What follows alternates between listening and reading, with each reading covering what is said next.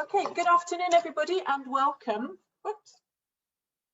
Wow, that's really hard. Okay, good afternoon and welcome to Shut In, Shut Out, Shut Up, Disability, Social Justice and the Church. It's great to have you with us.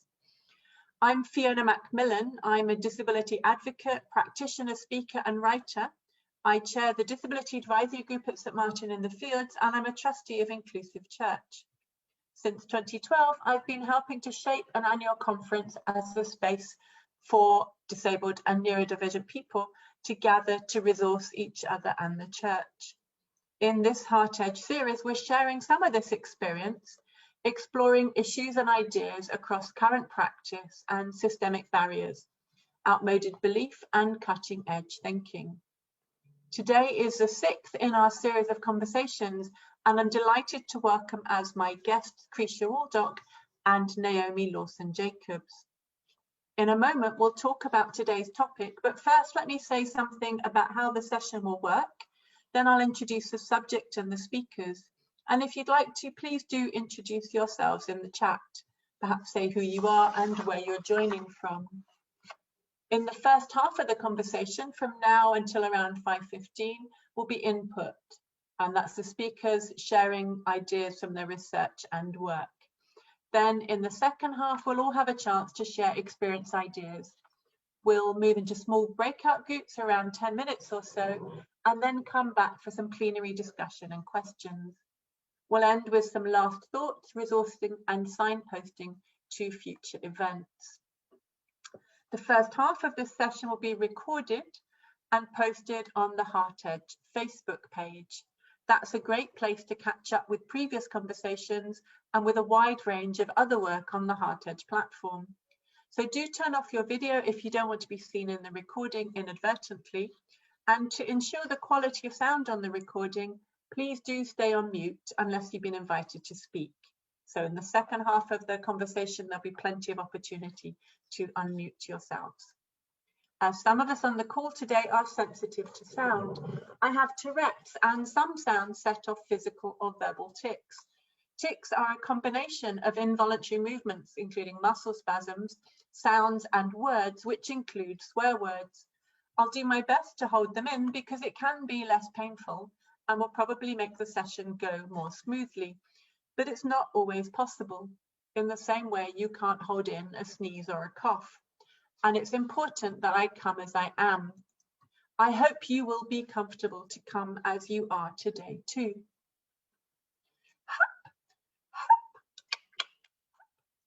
Today we'll be exploring disability and social justice in the context of church. This whole series is centered on the lived experience of disabled and neurodivergent people. There are many models of disability and ideas about what being disabled means. If you'd like to catch up with previous conversations, you can find Shut In, Shut Out, Shut Up number 3, Disability and Church, where Tim Good and Zoe Hemming and I explored models of disability, outmoded thinking, outdated theologies, and unhelpful practices still embodied by the church. Both our speakers today have researched disability from the lens of critical disability studies. So I'll leave them to say more about that. Let me perhaps begin by introducing the idea of social justice in the church. There are so many parallels and overlaps within, between, and among the emerging theologies of social justice movements. So as with last week, I'm going to share some ideas from a Black woman, this time the US theologian and activist, the Reverend Kelly Brown Douglas, who spoke with Sam Wells just last week. Reverend Douglas was asked, why social justice? She answered, it's so easy to talk about justice in the abstract. Who's going to disagree with justice? Or who's going to admit they disagree with justice? But it's one thing to commit in the abstract and quite another to begin to enact it.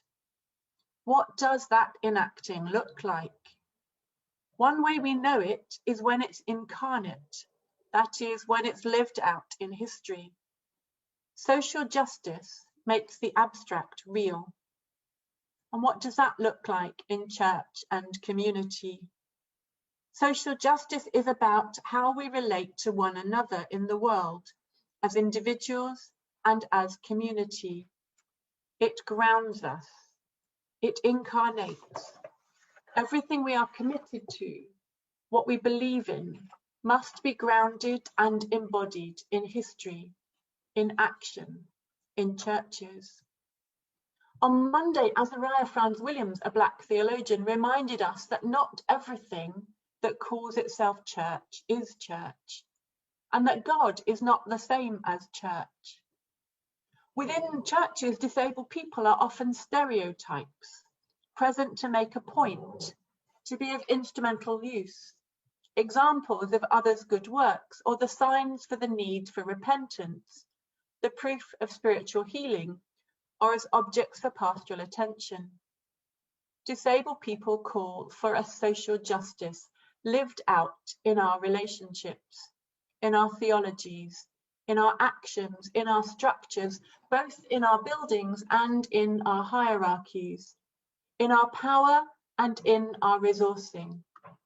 Neither should disabled people be left to create parallel work on the edge of churches, where we're often ignored or celebrated, but not really resourced. And so I'm delighted to be joined today by Naomi Lawson-Jacobs and Krisha Waldock to explore this and other ideas. Krisha Waldock is an autistic and disabled PhD candidate exploring the inclusion of autistic people within the context of belief systems. Her work focuses on social justice from the perspective of critical disability studies. She's currently researching the experience of minority identities in churches, faith, and humanist communities. Dr. Naomi Lawson-Jacobs is a researcher, disability advocate, and trainer whose PhD on disabled people's experiences of churches was published in 2019. Naomi is currently co-writing a book on disability, churches, and social justice. So let's start with Krisha. Perhaps you'd like to say something about your experience and your current work. That's a very big question, but I can have a go at that. So as you've already introduced me as, I'm a PhD candidate, and at heart I'm a qualitative social researcher. And I think this means for me that, and much like Naomi will probably say as well, it's people's lived experiences and stories which I find really, really interesting. And for me, it's about listening and learning. And I think as we go through the chat today, you'll probably be reminded the fact that I'm a qualitative researcher from some of the things I'll say. My research is informed in part by my own experiences of church, and I think like many people doing research, things that we're interested in and that strike a particular chord with us are the things we want to research. And I think that's certainly what's happened in my case. And I think certainly from a social justice perspective, it's very intertwined with who I am as an autistic person. As not only you've said that disabled people are seen as some sort of add-on within the church, but we're also seen as an add-on within research more broadly as well.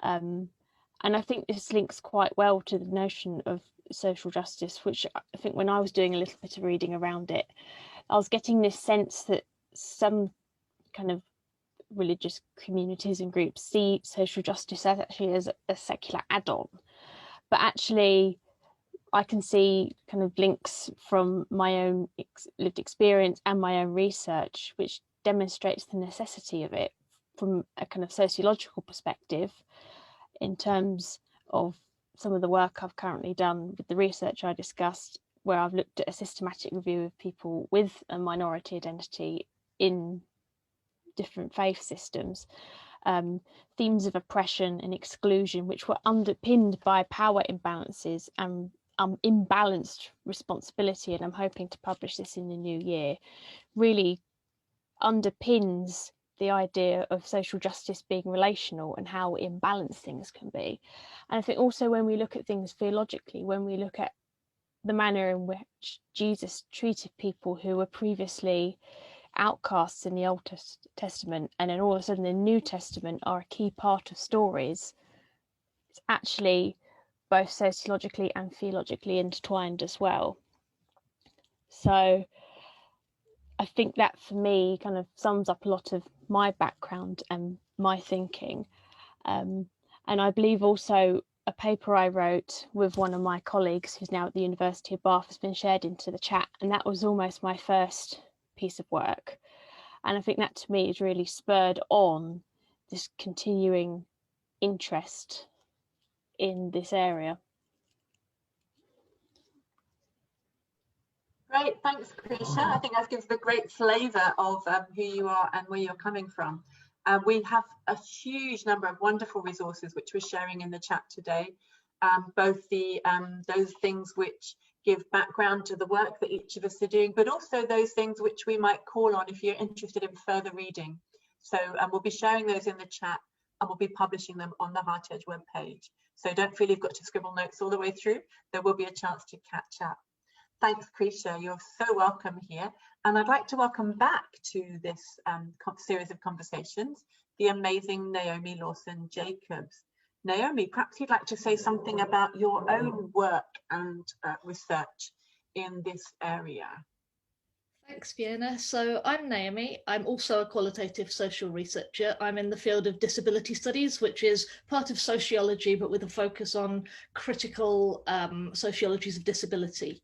And I'm a disabled and neurodivergent person. And as I was wonderfully reminded last week in this series, these are things I celebrate about myself. I've been thinking about that all week. I have a condition that causes chronic pain, and I use a wheelchair part-time. I'm autistic and have ADHD, and I'm also queer and non-binary. I'm married to Shay, who is Jewish, and the diversity of spirit is beautifully messy in our household. I did a PhD on the experiences of disabled Christians, and I'm now co-writing a book on the subject with Emily Richardson. But I don't work in academia, and it's important to me that research is accessible to all disabled people. So I'll be trying to avoid jargon here and trying to explain it if I do use it. I've been a disability rights campaigner since I was about 18, and I've been going to church all my life. And I realized a few years ago that I've been keeping those two things about me very separate for most of my life. And I remember one day years ago when I went on a disability rights march against austerity cuts in the afternoon, and in the evening I was due to go to a church group. And I was carrying a small placard that said something like, "Cuts kill disabled people." And as I was getting on the bus to go down the road to church, I put my placard in the bin. And I think about that a lot, because I didn't feel that I could go into church as I was as a disability activist fighting for social justice. I felt that I should be someone else in the pews. And because I was aware of this disconnect in my life as an activist and a Christian, when I started studying critical disability studies, I was really interested in the way that Christianity and churches have represented disabled people. And I started to read a lot of theology, and I found comparatively little written by disabled people ourselves about our lived experience of church and faith. Instead, I ran straight into this mighty river of non-disabled voices, of theologians and church leaders and carers, all saying how important it is to look after disabled people, to pastorally care for us, to welcome and include us in their spaces, and to be friends with us. And in comparison, there was a tiny trickle of disabled people's own theologies, many of which were more focused on social justice, saying things like, where is the church speaking out about what's happening to disabled people outside churches? Where are we among the poorest and most marginalized people in society? Where's the repentance of churches for their own collusion in the social injustice that disabled people face today? And where's the transformation of churches into places that really include disabled people? So I realized that research into disabled Christians' own experiences was really long overdue. And I've now interviewed, I think, 50 disabled Christians in what is the first research project to talk to this many disabled Christians and to aim to centre their voices in the research. And as I often say, the Disabled People's Movement has a slogan, nothing about us without us. There are a few exciting places in churches where that that philosophy is being lived out, like St. Martin in the Fields, where the voices of disabled people are centered in the conversation about disability and faith. But for the most part, I don't think that has been happening. And the solution that I proposed in my research, which I'll go on to talk about in a minute, is that the church needs to listen to disabled people and recenter our voices. So in some ways, my research painted a bit of a bleak picture, but there was also an incredible amount of hope from the voices of disabled people that I hope to share with you today as well. Brilliant, thanks Naomi. We are blessed by having such great critical disability studies lens from the pair of you coming to this conversation today, both in terms of the parallels and in terms of the distinctions that I think you're going to make from your varied experience.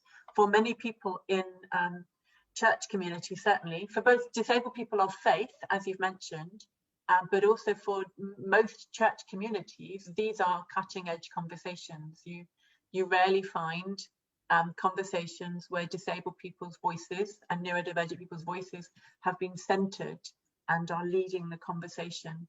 And so thank you for being part of that today, and also for being part of it in an accessible way, which doesn't assume the knowledge which people bring with us, because we each are experts in our own experience, and it's finding the context for that experience, both in our own lives, in society and in faith and in our church communities, which is a really important part of both the work that you're doing and the work which we're doing together through this series, through the Disability Advisory Group at St. Martin's, and through the work with Inclusive Church on these annual Living Edge conferences, which are now in their 10th year, but still uniquely for rather than about disabled people.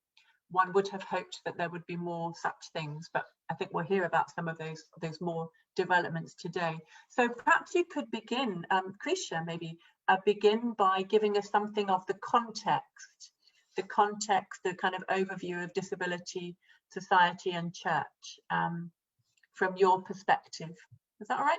Yeah, that's absolutely fine. I think from my experience, and I think Naomi's already touched on this a little bit, disabled people are often seen as charity cases, touch on the head, very tokenistic add-ons. And I think for me, the word tokenistic feels right in the sense that we're there, but we have very little agency, perhaps, in how seriously we might be taken. And I think when you look back really historically, and I spent some time at the beginning of my research looking at this, the role in which different faith groups have in providing care for disabled people is quite historically rooted. And I know that there is a book by a guy called Miller, who was published in 1985, and it's a fantastic book outlining the history of the church in regards to care for disabled people, and it's not particularly academic, it is lay accessible, which I think is so fantastic. And I think we are very much an eclectic group in terms of who we listen to, but we're also really controversial, because as soon as we challenge the status quo, in some spaces it's not seen as particularly welcome. And I think the sense of our presence being unsettling and challenging and uncomfortable is really key for both church and for wider society as well. So one example of this actually would be, there's been a recent paper that's published, and I'll explain this in as simpler terms as I can, that basically has explored kind of the moral kind of decision making among autistic people and non-autistic people. And the findings was that autistic people are too moral, therefore we have a deficit because we're too moral. So we can make of that as you will. And I think it's this sort of, like Naomi said, this acceptance as we are. I think a lot of the time there are spaces which we're accepted and there is great hope, but there are also a lot of spaces, and it's certainly from my personal experience, where we're not accepted or we're expected to make compromises. And I think certainly alongside the growing social justice movements, particularly the Disabled Christians movement, which we are very much part of, is almost those spaces which I find give me hope. And it's not spaces which are necessarily physical spaces, but spaces that are more metaphysical, so metaphorical and not with a physical boundary. Brilliant, thanks Krisha. It's really great to get the context of spaces for disabled Christians and neurodivergent Christians actually being often these online spaces, these new spaces which are opening up, and that becomes the context for these conversations about autonomy and rights and practicing what we preach. Naomi, perhaps you'd like to add something of your own work in terms of context and understanding for disabled and neurodivergent Christians in churches. So I thought about, in my thesis, quite a lot about the pastoral care model of churches, and the history of church and disability is really mixed. Throughout history, the church has stepped in to look after disabled people when no one else was there to do it, and that was a really important emergency measure, but it was an emergency measure that went on for centuries until the state stepped in and we were able to negotiate with the state about rights and care in different ways. And what happens when a whole class of people become the looked after people, while everyone else becomes the people who minister to them for centuries in that way? And theologian Kathy Black says that the church has created an expectation of dependency among disabled people, based on the idea that there will be ministry to disabled people from the church, with no space for ministry with us, and heaven forbid there should be ministry by us. How can a poor dependent disabled person also be a priest? And in this pastoral care model, the church colludes with society, which also wants to paint a picture of us being naturally vulnerable, as we've heard in the pandemic, because if disabled people are naturally vulnerable, then society can pity us without having to fix the ways it marginalizes us. It doesn't have to fix things like the disability pay gap, or the high rates of poverty among disabled people, or unemployment among disabled people, or lower educational achievement, or disability hate crime, or the fact that in 2016 the UN found the UK guilty of grave and systematic human rights violations against disabled people. These are all structural social justice issues, but they get sidelined by these ideas of us being vulnerable or being in need of support and care in a way that others are considered not to be, when in fact we're all interdependent and need of all sorts of care. And society is built for non-disabled bodies and minds, and some bodies are valued more than others, and the rest of us are pushed to the edges and marginalized. And all of this is mirrored in churches, because the church is society. Sometimes we like to think of ourselves as different, but in many ways we are made up of the same people that society is. We want to be the kingdom of God on earth, but we're not that yet. And the church has this history of treating us as nothing more than recipients of charity. And as Fiona McMillan says, in churches we're often objects for pastoral attention rather than agents of change. Fiona, I'll put the reference to your talk later, because I forgot to put it in the list. But I quoted Fiona in my thesis because when we are nothing more than objects of pastoral attention, our opinions don't matter, and we're silenced and crowded out by other people's voices, and there's no room for ours. And there are a number of other ways that churches have thought about disabled people through the ages. We've been told that our bodies and minds are broken as a result of the fall, as though everybody's isn't, if you believe in the fall. There's been an assumption that in heaven God will heal us, as though maybe we are deficient and need to be fixed. We've also been seen as saints who are naturally closer to God, but always for the benefit of non-disabled people, so that they can feel closer to God and they can be grateful for their working bodies and minds, this instrumental use of disabled people that John Hull talks about. And we've seen as weak people who should feel blessed to have to be extra reliant on God. Isn't that a gift, and shouldn't we be grateful for our suffering? Which masks the way, again, that a lot of our suffering is created by society. And we've even been told that we are demon possessed. I've been the recipient of exorcisms, and all these ideas are still in circulation in churches today, and that's why some of us are really quite frightened of walking through church doors, because we don't know which of these ideas we'll find and how they will be lived out in our direction. And if you want to read more about some of these different ways that disabled Christians have been treated by the church, I recommend the book Deaf Liberation Theology by Hannah Lewis. Genius, Naomi. Nobody can get quite so much into such a short period of time as you can. That's slightly summarised your PhD there, which is quite nifty.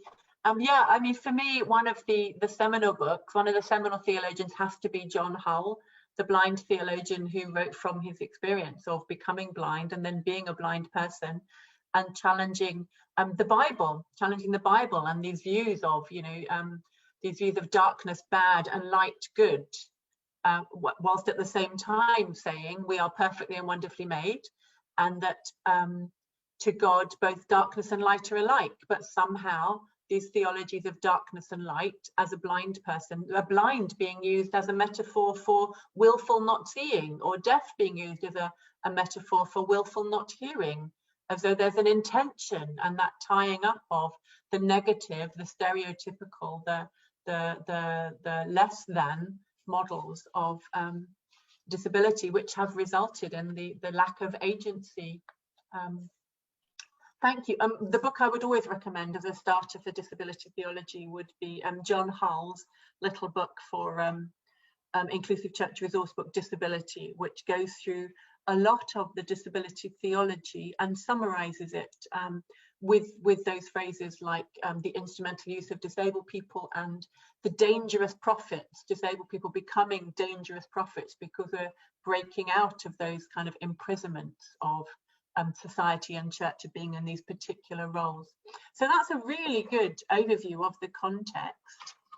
I would then ask, maybe start with Carisha to think about what's the current practice, what are the systemic barriers, what's working and not working, what's maybe the barriers and the opportunities, and maybe something of the costs and the risks of where things are at the moment. There's quite a lot of questions, but just pick one or two and chuck in what you think.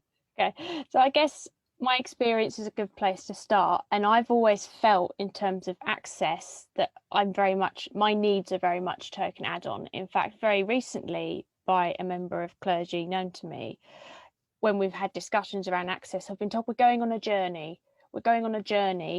and I felt this was very much trying to derail and put the brakes on the joint responsibility of inclusion and actually the agency that I have as a disabled person and the validity of what I'm bringing and saying.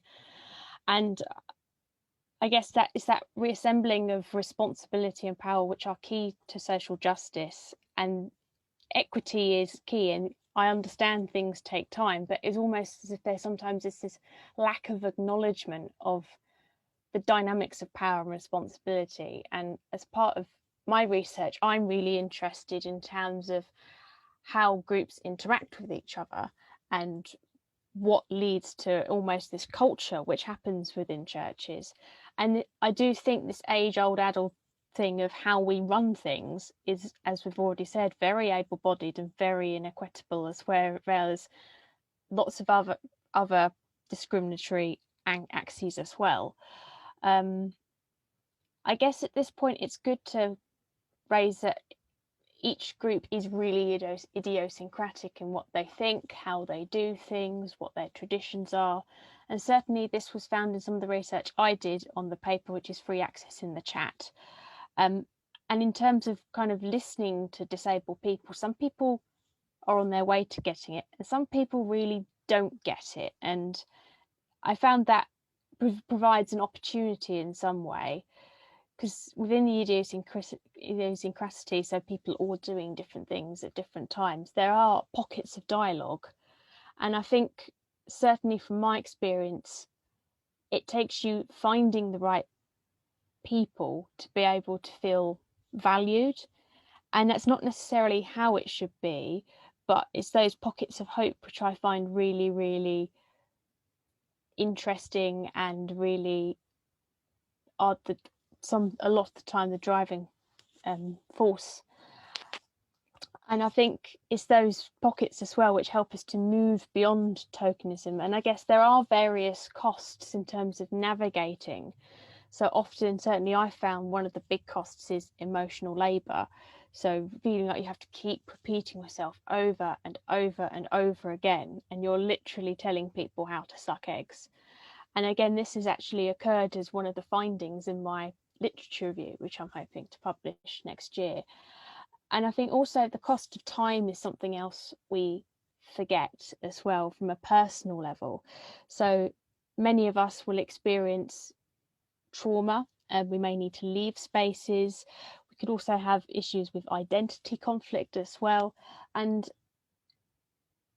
as well, although God isn't church, we can perceive, certainly from very bad mishandling of theology, it can feel like that in some instances. And I think it's almost the impact of group behaviour isn't always accountable for in that sense. Brilliant. Thanks, Krisha. I mean, there's so little you can say in a sense in this kind of 40-minute conversation, but certainly the idea of the costs of time, the costs of emotional labour, but conversely, the pockets of dialogue and the pockets of hope. I'm going to remember that, the pockets of hope. So great to have this pocket of dialogue and hope today. And perhaps now, Naomi, you'd like to say something about the current situation. Thanks. So, as well as what the church has to say about disability, I'm always very interested in where its silences are. And there's a theologian, Gregor Walbring, who says that the church has not taken a very good look at ableism amongst all the things it's looked at in terms of disability. And ableism is a social justice framework of the way disabled people are marginalised in society. And there's a lot of silence in the church on this. And my research showed that disabled people are marginalised every Sunday in churches. And for many, churches were a place where they misfit. Misfitting is an idea that Rosemary Garland Thompson, the sociologist, came up with. And she says that institutions, of which churches are one, are designed around bodies and minds that fall within a normative range, a range of ways of being that are generally accepted as normal.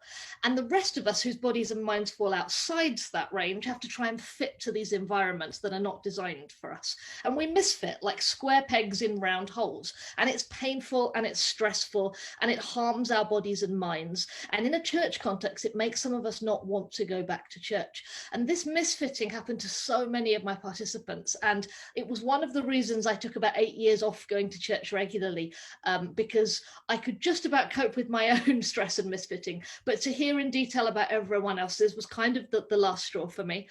So I heard about people like Brianna, who was a wheelchair user, who was excluded from services in her cathedral church that used the high altar. And sometimes she was so desperate to get to communion that she crawled, which was not good for her mentally, physically, or in any kind of way in terms of her dignity. And then there was Andrew, a deaf man whose church said it could not afford to subtitle the preaching and who became more and more isolated from the way that the church was audio-centric, centered around listening and hearing, and thought that was normal. But for Andrew, his hearing was not, the church was not designed for his range of hearing. Hazel and Victor, a blind couple who couldn't see song lyrics on the screen, and their church wouldn't send them the song lyrics in advance, and so they couldn't participate in the worship, even though they asked again and again, could you just send us the song lyrics in advance? Such a small request. So they kept misfitting. And then there was Anthony, an autistic man who had once wanted to be a priest but couldn't engage with the social culture of churches, found it very painful, it didn't fit the way that he wanted to communicate and socially relate to people, and eventually he left church altogether. And those were just a few of the stories of where ableism met people's misfitting bodies, and they in many cases couldn't stay in church. And so often when the participants in my research spoke out against this, their lived experience and voices were not listened to, in the way that Krisha talks about, in a way that I think many churches think is loving and helpful, but isn't always. So often the cry was something like, we're an inclusive church, so how can we be ableist? But the fact is that you can be, whether you claim to be inclusive or not. And it's John Hull, who we've mentioned before, who says that the church has grown out of an ableist society, and the church is society. And so these things will happen unless the church looks at its ableism. And one of the most interesting stories among research participants in my research were healing stories, where people were often asked, would you like to be prayed for? Not always in respectful ways. And a number of them asked a very important question, who is benefiting from this?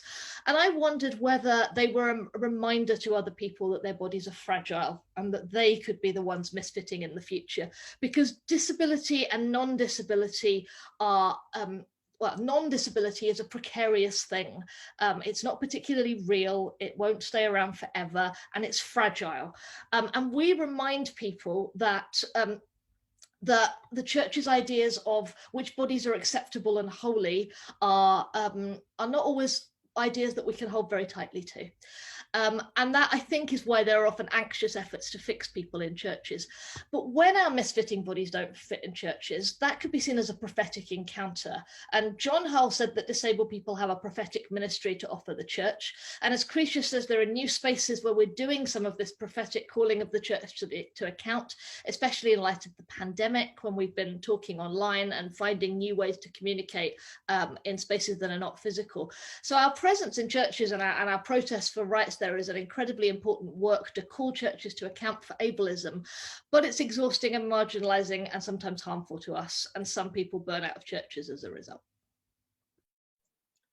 All so true. Thank you. Interestingly, where this work began was 10 years ago, probably 12 years ago now. St Martin in the Fields had a multi-million-pound building project, which was an award-winning design adapted after careful consultation with professional disability advisors. But I struggled to get in and to join in, and I wasn't alone. And so in general, the people who are affected by an issue are those who have good ideas about what would work better. So in our case at St Martin's, one of the key stages was to simply ask. So we got together a meeting of people who were feeling excluded from the building and the participation and said, what's working well, what's not working well, what else could we do? And over the 10, 12 years since that time have evolved the Disability Advisory Group and the conferences, because if you don't center your conversation on the people who live the experience, who actually embody the understanding, then how do you ever know that what you're saying, believing, doing is actually having any effect? The way that the church is very good at centering the voices of those who they pay to say something, or centering the voices of those who have family members or who are professional, particularly the big charities. Somehow in disability, it's the big charities who get a lot of the airtime, whether it's in society or in church. It's difficult for individuals to be heard, as though there is a one size fits all. And by not fitting, somehow you are letting the side down. And often those who are multiply marginalized are seen as being demanding or difficult or time consuming, which has something to do with for me, there's always a challenge in the church which professes the paradox of strength and weakness. How is it that what is often being practiced is not that disabled people are equally a combination of gifts and needs? Very challenging. So there are many issues, as we understand, in the current setup. How about those things which could be better? How about those calls, those challenges to the church, kind of models and ideas for individuals, for disabled or neurodivergent Christians, how to do things as individuals, creating change, the benefits and the possibilities. As I said, the work here began 12 years ago now with the Disability Advisory Group at St Martin in the Fields. Did not start with a kind of a sense of where we were heading, but started by asking those basic questions. And that has led to meeting and connecting with other disabled and neurodivergent Christians, making those liminal virtual spaces where we can strengthen and encourage each other. So Krisha, what would you say are the challenges or the calls to the church? I think in regards to the model of church, I think many of us have quite a rigid idea of what church is. We see it as a building, certain number of people gather together, and I do wonder if we need to perhaps be more flexible. And I'm not saying that we throw the idea away, out baby into bathwater, but as Matthew 18:20 says, a church is a gathering when two or more of you gather. So that's almost the linchpin of what, and I've certainly been told that, oh, well, you should be in fellowship and you should go to here and you should do this. But I'm wondering if it's other people having such narrow ideas of what gathering is and what church is. And I guess almost part of me would be, it almost stemmed, quite a lot of my thoughts stem down to reflexivity. So kind of reflecting on why you think what you think and challenging yourself, which is a key part of qualitative research, which is what I do. So I almost think people need to be challenging themselves on why they think that. And I guess it's almost, especially in the current climate when churches were open, it was actually a privilege to attend an in-church service. Many disabled people physically couldn't get in for various reasons, and I think that has very much been, apart from in the spaces that's been provided here and at the Inclusive Church Conference, I haven't actually heard many other people speaking out about this. So I think many of us aren't really willing enough to acknowledge our own position and think about where we are and our situation. And I guess it also enables more growth in terms of a diverse gathering and reflecting God's image, because we're all made in God's image. Even though as a society we manage to value some bodies or some races and some genders above others, the reality is we're all made in God's image. And when I was thinking about models and kind of ideas, one framework that stood out to me was Arnstein's ladder of citizen participation. So basically, just to explain a few words for people who haven't heard of it, it's basically a metaphorical ladder as an image which shows different levels of involvement and participation of different people in a group. And the main sections are not participating at all, degrees of tokenism where you're kind of there, but you're there in kind of a pat on the head sense. And then degrees of citizen power where you have agency and you're taken seriously and you're part of the framework and you're basically your voice has airtime. And I do see this in kind of being useful in terms of disabled led work and work by good allies, disabled led and enabled spaces, and the wider systemic issue of how we run things. And I think the amazing work that is already out there in little idiosyncratic pockets kind of falls into this quite nicely. And I think something else that's kind of struck me when I was thinking was the idea of being valued versus being included. And that's something in my research currently, because I'm doing some empirical work at the moment on what belonging and what inclusion means to autistic people.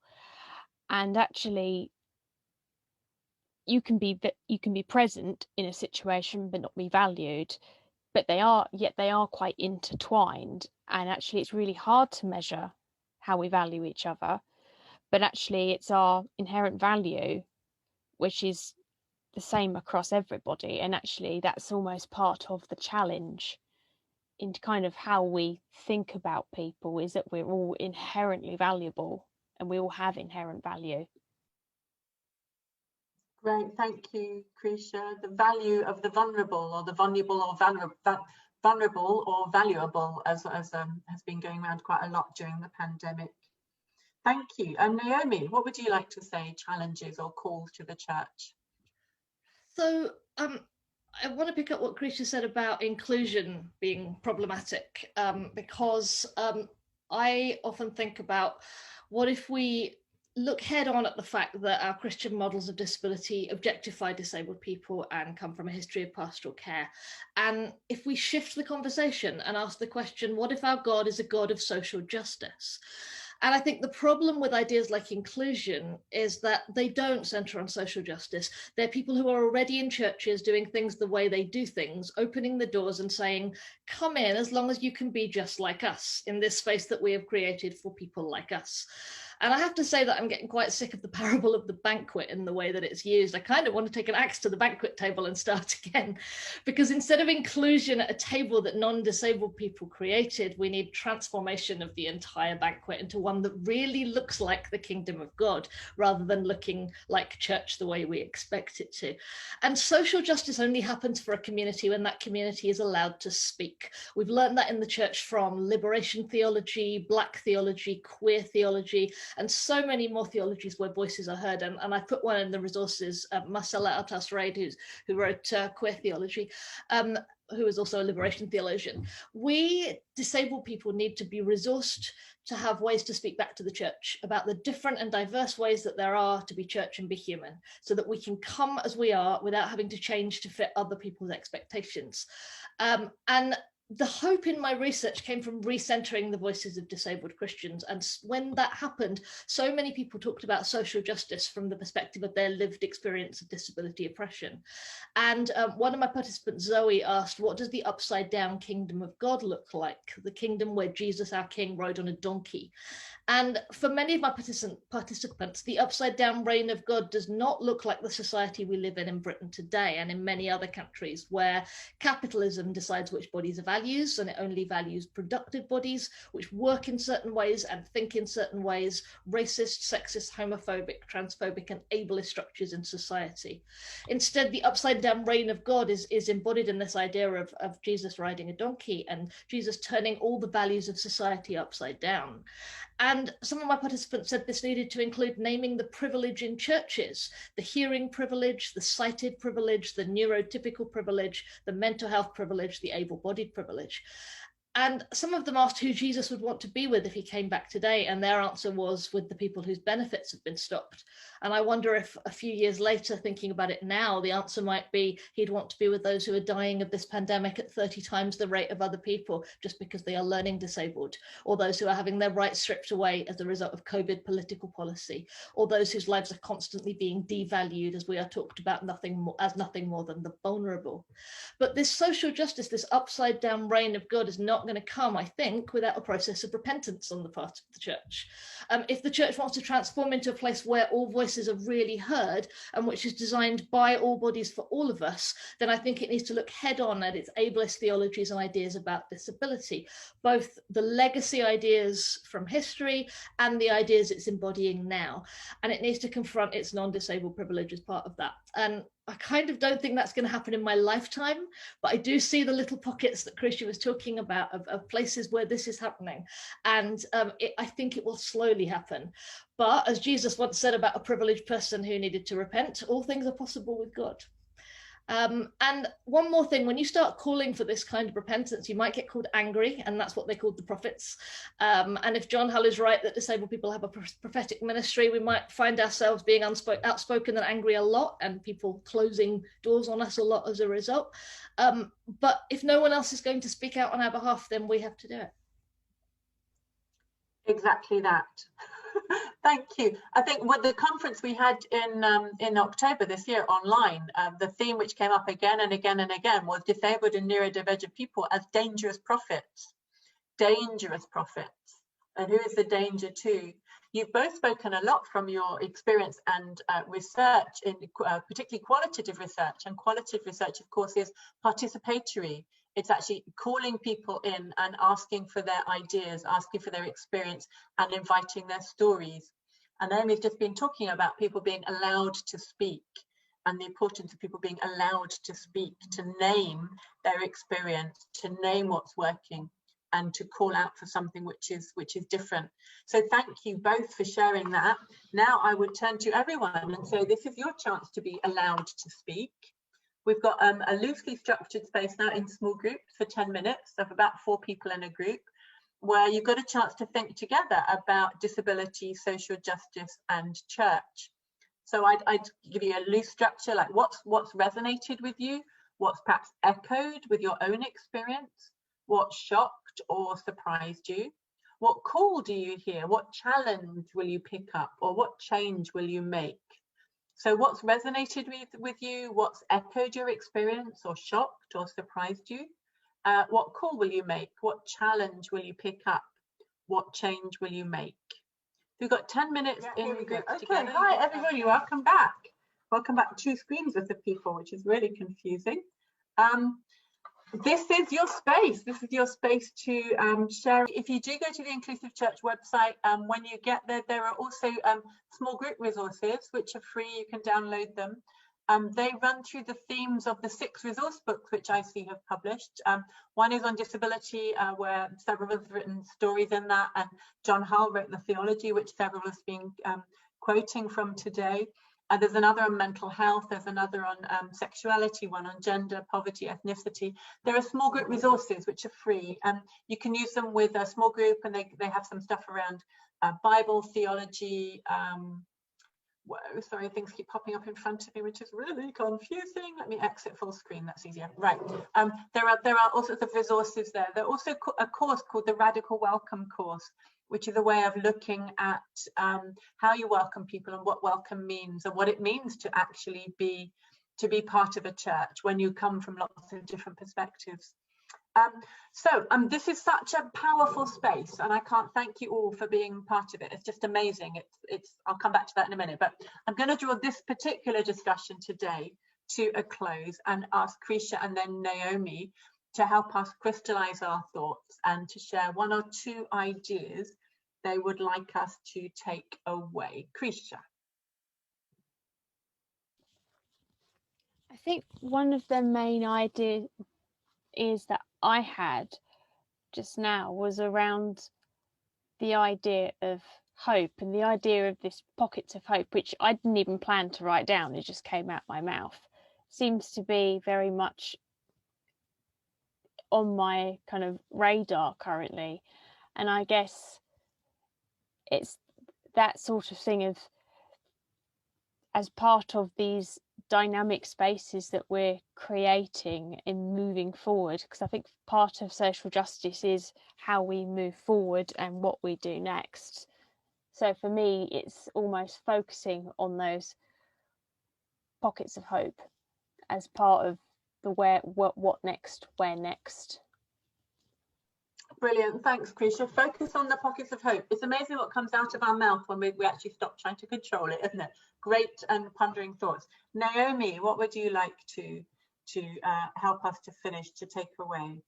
So I was thinking about this a bit earlier, but two people's questions have really made me think about this a bit more, about the way that the Bible can be used against us and the way that faith can be used against us and the church to tell us that we're not welcome as we are.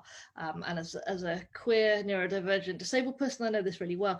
And one of the ways that the participants in my research were fighting back against this was with resistant readings, to use Elizabeth Schischler-Fiorenza's word, readings of the Bible against the grain, which we can do. You know, we are all theologians as much as we're not academic theologians. And when I think about the prophetic work of being ourselves in churches, I've been thinking a lot recently of Peter, but not of the kind of brave leader of churches, but someone in the Bible who kind of acts like me, with my ADHD and my incredible highs of enthusiasm and my terrible lows of despair, and how he jumps out of the boat and then he sinks. And it's just very the kind of thing that some neurodivergent people would do.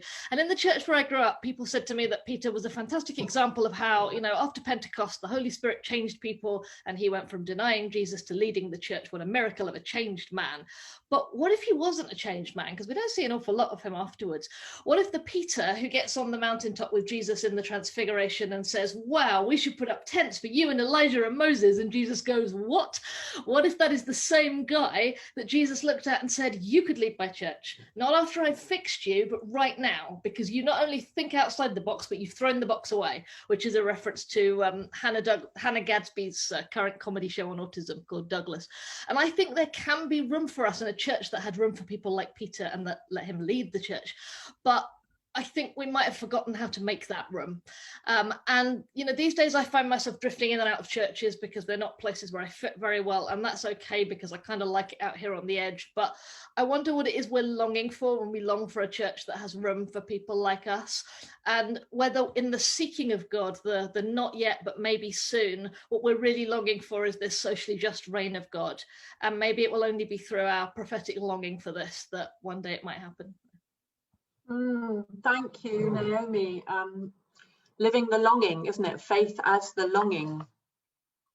Thank you so much, Naomi and Krisha, for being with us today and sharing so many great ideas from your work, your research, your resources, and your experience. It's been wonderful. It's been really wonderful to have you with us, and it's a great place to end this conversation and this current series. Thank you all for being here today. We none of us have all the answers, as you will have heard, and that's why these conversations can be so helpful, especially at a time when we are in many ways more divided and isolated than ever.